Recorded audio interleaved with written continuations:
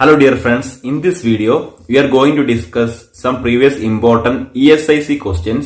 Also I included some previous DME model question also.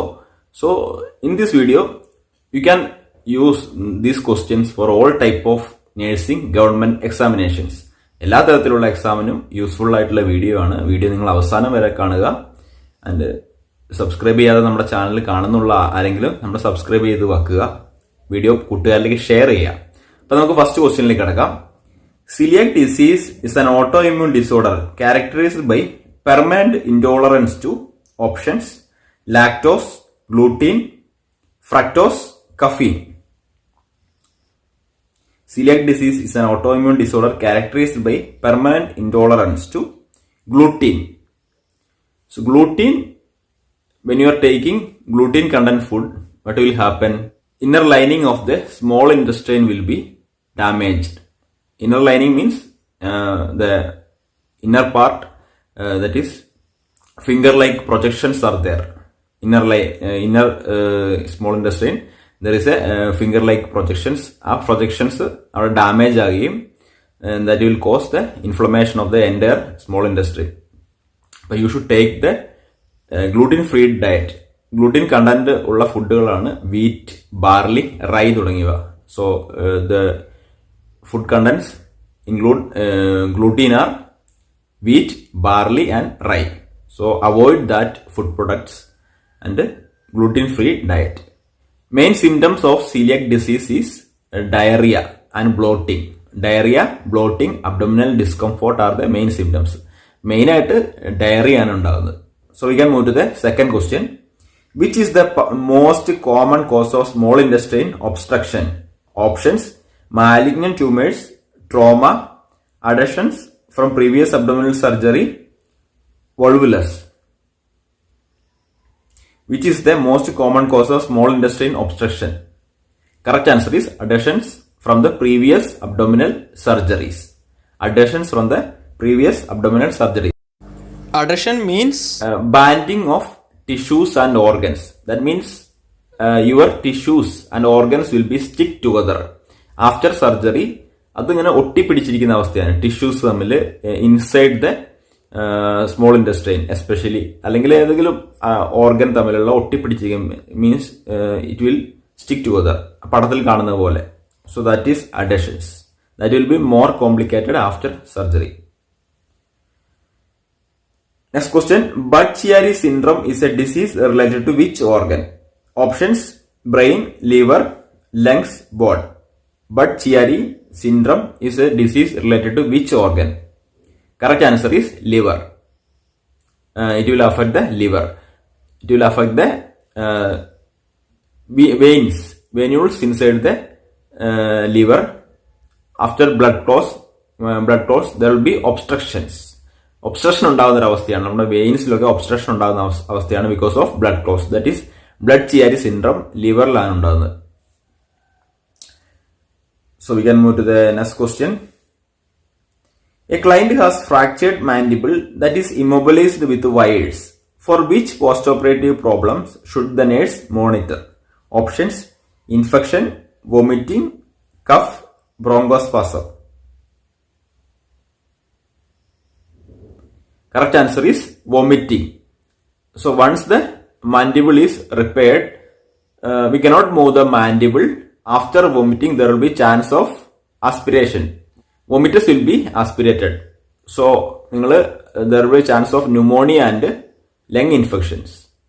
So, aspiration ആണ് ഏറ്റവും പ്രശ്നം ഉണ്ടാക്കുന്നത് ഇവിടെ. So, after fracture mandible that is immobilized with wires, the nurse should monitor for vomiting and prevent the vomiting also.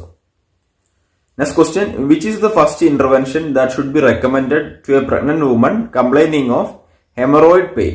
Options: oral medication, steroid-based cream, surgery, diet modifications. Which is the first intervention that should be recommended to a pregnant woman complaining of hemorrhoid pain? Correct answer is diet modifications. After hemorrhoid, there is a chance of chronic constipation. So avoiding that, you should introduce fiber diet to the pregnant woman. That will reduce the hemorrhoid pain. Oral medication is not possible at this stage because the lady is pregnant. So we need to prevent the side effects of the newborn baby.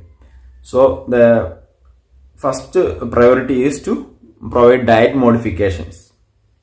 Oral medication at this time is not needed. Steroid based cream and surgery is not a useful management. So next question, sterilization of endoscope is done. Options: by autoclaving, by UV rays, ultraviolet rays, by 2% glutaraldehyde, by 2% phenol. Sterilization of endoscope is done by 2% glutaraldehyde. Glutaraldehyde 2% use ചെയ്യാം. Heat sensitive equipment, instruments, we can use 2% glutaraldehyde because it will be the fast sterilization. Within 12 minutes, the equipments will be sterilized. You need to immerse the equipments into the 2% glutaraldehyde at least 10 to 12 minutes. That will be easily sterilized. പെട്ടെന്ന് തന്നെ heat sensitive ആയിട്ടുള്ള instruments, OT instruments, plastic coated instruments ഒക്കെ നമുക്ക് 2% ഗ്ലൂട്ടാൽഡിഹൈഡിൽ മുക്കി വെച്ചിട്ട് നമുക്കത് sterilise ചെയ്യാം. പെട്ടെന്ന് തന്നെ സ്റ്റെറിലൈസ് ആയി കിട്ടും എന്നുള്ളതാണ് ഒരു പ്രത്യേകത. So next question, name the surgical intervention to relieve chronic pain. Options: myomectomy, proctocolectomy, rhizotomy, mastectomy.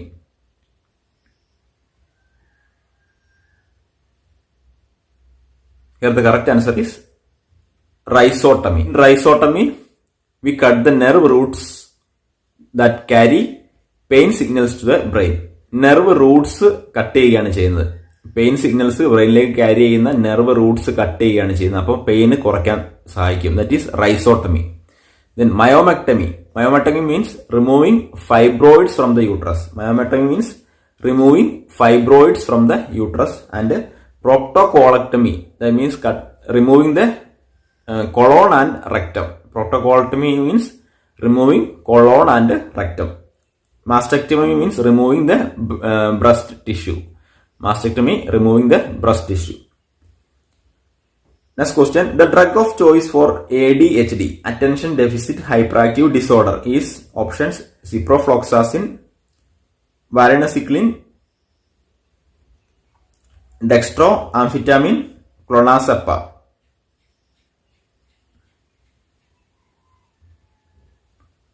Correct answer, the drug of choice for ADHD is dextroamphetamine.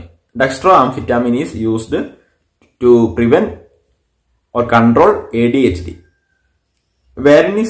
Varenicline is the medicine we are introduced usually to quit smoking.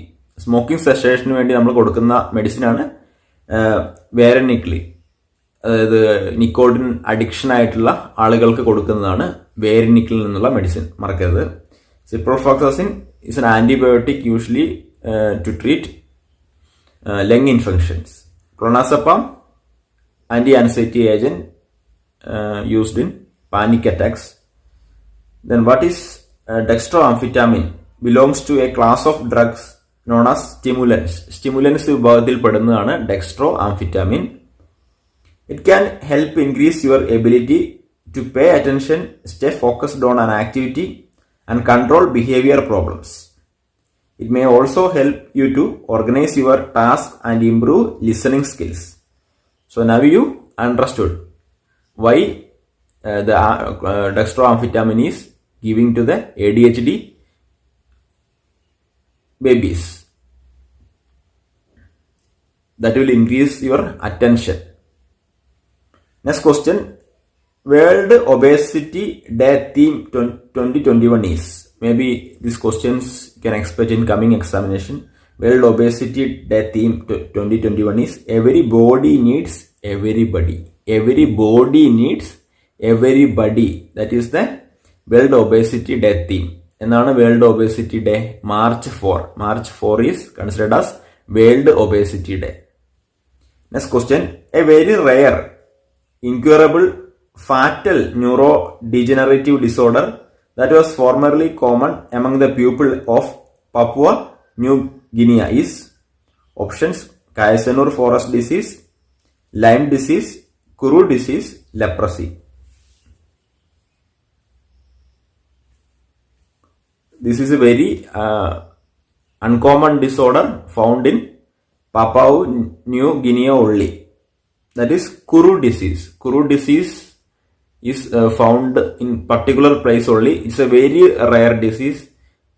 ഏറ്റവും rare ആയിട്ടുള്ള disease ഏതാണെന്ന് question ചോദിച്ചാൽ ഒരുപക്ഷെ കുറു disease ആയിരിക്കും. അതായത് പപ്പാ new ഗിനിയയിലുള്ള ആളുകൾ മനുഷ്യമാംസം കഴിച്ചിരുന്നു. Because of that in their brain prion named a protein, a contaminated protein found in their brain, name prion. So they affected the Kuru disease. The other name of Kuru disease is laughing disease because of the neurodegenerative changes. The symptoms of this disease may affect them to laugh, because laughing sickness or laughing disease, which is laughing disease എന്ന് question വന്നു കഴിഞ്ഞാൽ കുരു disease ആണ്. അവർ വളരെയധികം ശോഷിച്ച് എല്ലൊക്കെ ഉന്തി കാണപ്പെടുന്ന ഒരു അസുഖമാണിത്. So നമുക്കിനി കമ്പ്യൂട്ടർ സ്ക്രീനിലേക്ക് പോയിട്ട് ബാക്കിയായിട്ടുള്ള ക്വസ്റ്റ്യൻസ് കൂടെ നോക്കാം. വളരെ ഇമ്പോർട്ടൻ്റ് ആയിട്ടുള്ള ക്വസ്റ്റ്യൻസ് ആണ്. നിങ്ങൾ ഈ ഇമ്പോർട്ടൻ്റ് ക്വസ്റ്റ്യൻ സീരീസ് ഫുള്ളായിട്ട് വാച്ച് ചെയ്ത് പഠിക്കുക. It will be beneficial for your coming examination. 11th question. Who published first human electrocardiogram?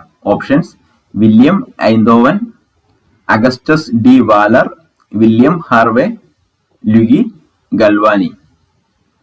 Who published first human ECG? Correct answer is Augustus D.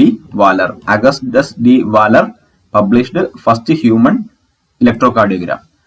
Augustus Waller, a British physiologist of St. Mary's Medical School in London, published the first human electrocardiogram using a capillary electrometer and electrodes placed on the chest and back of a human. ബാക്കിലും ഫ്രണ്ടിലുമായിട്ട്. He demonstrated that electrical activity proceeded ventricular contraction. സാധാരണ നമുക്ക് E C G എടുക്കുന്ന ഒരു E C ജിയുടെ Leeds എവിടെ വെക്കണം എന്ന് നമുക്കറിയാം അല്ലേ. അപ്പൊ ആദ്യകാലത്ത് ഫ്രണ്ടിലും പുറകിലുമായിട്ടാണ് വെച്ചിരുന്നത്. Next question. Exercise ECG is a valuable procedure for the assessment of options: ventricular function, valvular function, cardiomyopathy, ischemic heart disease. Exercise ECG is a valuable procedure for the assessment of, നമുക്കറിയാലേ treadmill test ഒക്കെ ഇല്ലേ, that is exercise E C G. Exercise ചെയ്തിട്ട് test ചെയ്യുകയാണ്. That is for the assessment of ischaemic heart disease, IHD. അതായത് coronary artery disease നോക്കി കേട്ടില്ലേ, അത് തന്നെയാണ് ischaemic heart disease. Coronary arteries occlude ആകുകയാണ്, നാരോ ആകുകയാണ്, ഫാറ്റ് അടിഞ്ഞു കൂടുകയാണ് നമ്മുടെ കൊറോണറി ആർട്ടറീസിൽ. So for the assessment of that, we need to perform exercise ECG or treadmill test. An exercise ECG is done to assess the heart's response to stress or exercise. In this test, the ECG is recorded while you are exercising on a treadmill. Exercise ചെയ്തുകൊണ്ടിരിക്കുമ്പോൾ തന്നെ ECG assess ചെയ്യും. അപ്പം we need to know how our heart is performing during physical exertion or any stress stage. Resting സ്റ്റേജിലും അതുപോലെ എന്തെങ്കിലും exercise ചെയ്തിരിക്കുന്ന സ്റ്റേജിലും we need to check the heart function. The exercise time is usually between 7 and 12 minutes. ആ ഒരു ടൈമും കൂടെ ഓർത്ത് വെക്കുക. Next question. What is the normal value of ST segment in an ECG?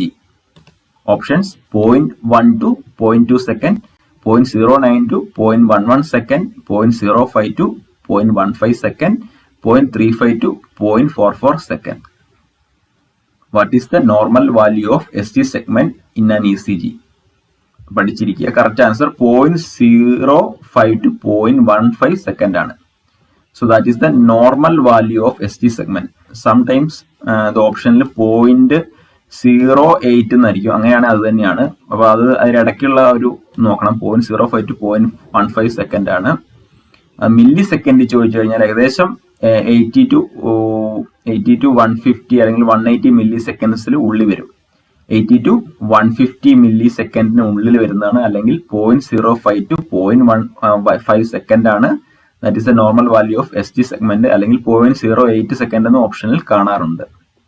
ഒന്ന് ഓർത്ത് വെച്ചേക്കുക. 0.05 to 0.15 സെക്കൻഡ്. നമുക്കൊരു ചിത്രത്തിന്റെ സഹായത്തോടെ നോക്കാം. We need to see a picture. ഇവിടെ നിങ്ങൾക്ക് അറിയാം normal S T segment flat ആണ്. നിങ്ങൾ ഇ സി ജി കണ്ടു കഴിഞ്ഞാൽ അറിയണം എസ് ടി സെഗ്മെന്റ് ഇവിടെ ഫ്ലാറ്റ് ആണ്, എസ് ഇവിടെ, ടി ഇവിടെയാണ്. പക്ഷേ ഇത് എക്സ് ടി സെഗ്മെന്റ് ഇതാണ്, ഫ്ലാറ്റ് ആണ്. പക്ഷെ in this S T elevation M I ഒക്കെ അറിയത്തില്ലേ, മയോകാർഡിയൽ ഇൻഫാക്ഷൻ. അപ്പൊ ഇത് തന്നെ ഇവിടെ കണ്ടില്ലേ ഇങ്ങനെ എലിവേറ്റ് ചെയ്തിരിക്കുന്നത്. That is the S T elevation. നമ്മൾ ഐസിയുലും അതുപോലെ കാഷ്വാലിറ്റിയിലൊക്കെ വർക്ക് ചെയ്യുന്നവർക്ക് അറിയാം S T elevation M I ആണ്. അപ്പൊ ഇതിന്റെ നോർമൽ റീഡിങ്സ് ആണ് നേരത്തെ പറഞ്ഞ 0.05 to 0.15 second. Next question, which one of the following test is used to detect arrhythmias, ischemia or coronary artery spasm? Options: echocardiography, Holter monitoring, exercise test, electrocardiography. Which one of the following tests is used to detect arrhythmias, ischemia or coronary artery spasm? Correct answer is Holter monitoring. Holter monitoring test is used to detect arrhythmias. 24 to 72 hours നമുക്ക് നമ്മുടെ ശരീരത്തിൽ എന്ത് നടക്കുന്നു നമുക്ക് അറിയാൻ കഴിയും. So we can see with the help of a picture. Holter monitor is a type of ambulatory electrocardiography device, a portable device for cardiac monitoring for at least 24 to 72 hours. അപ്പൊ നമ്മൾ ഈ ഒരു മെഷീൻ ഘടിപ്പിച്ച് നമുക്ക് നമ്മുടെ work ചെയ്യുകയോ ജോലിക്ക് പോവുകയോ വീട്ടിൽ കിടന്നുറങ്ങുകയോ എന്ത് വേണം ചെയ്യാം. So this machine will manage to check our heart rhythm during these stages. 24 to 72 hours we need to place the instrument in our chest area. So നിങ്ങൾക്ക് മനസ്സിലായെന്ന് കരുതുന്നു. Next question, based on universal color code, yellow color is used for dash lead position. Options: right leg, chest, left leg, left arm. Based on universal color code, yellow color is used for left arm position. Left arm ഏരിയയിലാണ് yellow colour. Universal colour കോഡാണ് E C ജിയുടെ. Yellow colour is used for left arm position. നിങ്ങൾക്ക് ഒരു പിക്ചറിന്റെ സഹായത്തോടെ പെട്ടെന്ന് മനസ്സിലാകുന്ന രീതിയിൽ പറഞ്ഞുതരാം.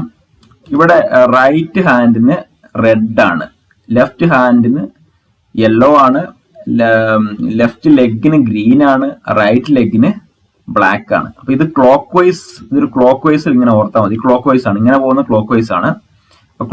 ക്ലോക്ക് വൈസിൽ ആദ്യം right hand red yellow green black അങ്ങനെ പഠിച്ചു വെക്കുക. റെഡ് യെല്ലോ ഏതെങ്കിലും ഒരു കോഡ് ഉപയോഗിക്കാം. RYG B അങ്ങനെ ഒരു ക്ലോക്ക് വൈസിൽ പൊസിഷനിൽ red yellow green black. Next question, what is the loading dose of ticagrelor before coronary angioplasty in a patient with acute coronary syndrome? Ticagrelor. Correct options: 600 mg, 60 mg, 90 mg, 180 mg. The loading dose of ticagrelor before angioplasty, that is 180 mg ആണ്. 180 milligram നമ്മൾ ticagrelor we need to give to the patient before coronary angioplasty.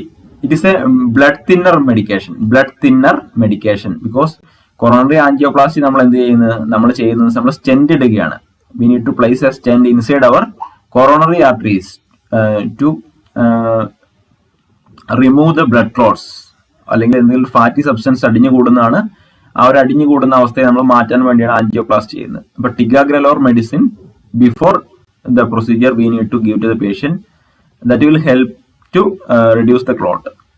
Blood thinner ആണ് ticagrelor എന്ന് മനസ്സിലാക്കുക. അപ്പൊ നമ്മൾ 16 questions previous question we explained and we discussed. Coming വീഡിയോസിൽ ഇങ്ങനെ important questions ആയിരിക്കും നമ്മൾ ഡിസ്കസ് ചെയ്യുന്നത്. Thank you, all the best. Please share this video to your friends. If you like this video, please give me a like. Thank you.